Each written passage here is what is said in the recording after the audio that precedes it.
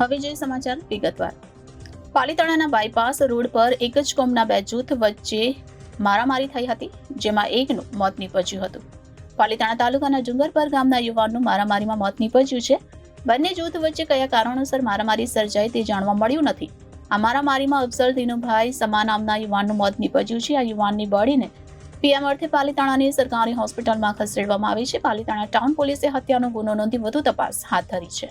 ભાવનગરના પાલીતાણામાં જૂથ અથડામણ થઈ હોવાની ઘટના સામે આવી છે. આ જૂથ અથડામણમાં એક યુવાનની હત્યા થઈ હોવાનું જાણવા મળી રહ્યું છે. તો પાલીતાણાના બાયપાસ રોડ પર એક જ કોમના બે જૂથ વચ્ચે મારામારી થઈ હતી, જેમાં એકનું મોત નીપજ્યું છે. તો પાલીતાણા તાલુકાના ડુંગરપર ગામના યુવાનનું મારામારીમાં મોત નીપજ્યું હતું. બંને જૂથ વચ્ચે કયા કારણોસર મારામારી સર્જાઈ તે જાણવા મળ્યું નથી.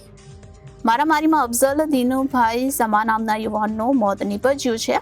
યુવાનની બોડીને પીએમ અર્થે પાલીતાણાની સરકારી હોસ્પિટલમાં ખસેડવામાં આવી છે. પાલીતાણા ટાઉન પોલીસે હત્યાનો ગુનો નોંધી વધુ તપાસ હાથ ધરી છે.